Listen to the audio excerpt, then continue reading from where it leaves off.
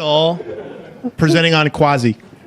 10, 9, 8, 7, 6, 5, 4, 3, 2, 1. Go. That was John Cleese, member of Monty Python's Flying Circus. And to not be a time bandit tonight, I thought I was going to have 5 minutes, but we got 7 point something. Very good. QUASI is a language that was handed to me on about 150 pages of mimeographed. Do y'all know what mimeograph is? Old folks know what mimeograph is. It's wonderful smelling stuff. And Robert Sibley. Robert Sibley. Obviously, this isn't working right. It's working for you. Okay. So Robert Sibley handed me this in his compiler class, and Robert Sibley was part of the team, part of Grace Hooper's team. Grace Hooper was called the mother of COBOL, Common Business-Oriented Language. Anybody know COBOL? Yay! And at the time also, there was a language floating around called Fortran. And then there was another language called PL1, which was basically stood for Programming Language 1. It's supposed to be the end-all of programming languages. And then a lot of people ran around and wrote stuff in what we called pseudocode. And you probably see pseudocode all the time. People just kind of write something on the board, and it may have a language attached to it. It may be just a construct for an algorithm. And so the idea behind QUASI was that if you wrote something in Fortran, PL1, or COBOL, to start with, you had to, if it was COBOL and you had a loop here, and you sent that over to the compiler, and then the next loop you wanted to write it in Fortran, and the next loop you wanted to write in PL1, and then somewhere in there in Fortran you could say go to, so there was a go to, and you had labels, numbered labels over on the side. And then in COBOL you had a very verbose language. And in Fortran at the time, we had just gotten out of WhatFor, and WhatFor had a maximum of 4 characters when you did an alpha. So you had to do things in chunks of 4 characters. So anyway, you would take all of this and go out and build a compiler for it.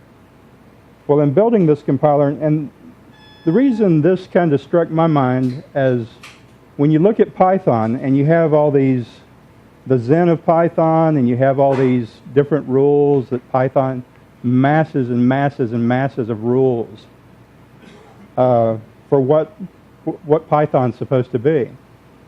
And so this was the open source at that point in time was here's what the compiler ought to look like.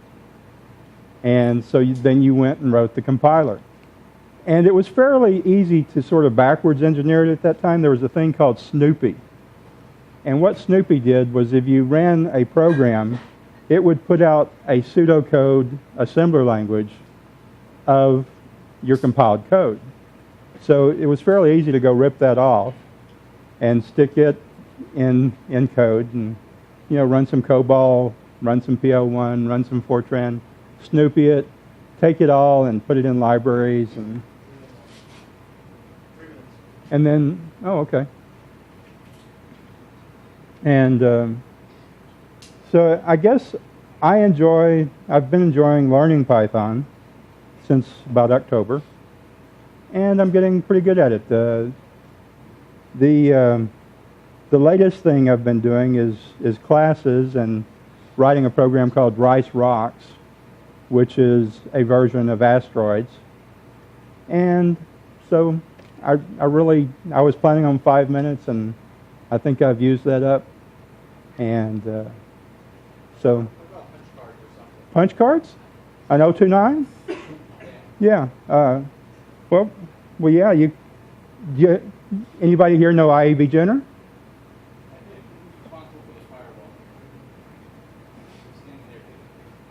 IAB Jenner was a language, was a subroutine written in assembly language that if you had a bunch of punch cards, and people, when I first started working with Fortran at Exxon, everybody was holding on to these trays of cards. They didn't want to give them up for timeshare.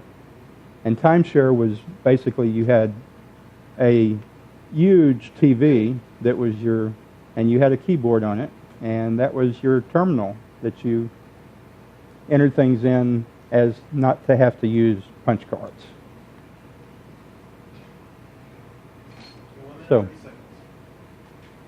and so you would take these trays and put them in a card reader, and the card reader would go by, and you would have light shining into these cards, and you would have holes in the cards, and so you'd punch these holes, and there were different patterns for how you got your programs into a computer.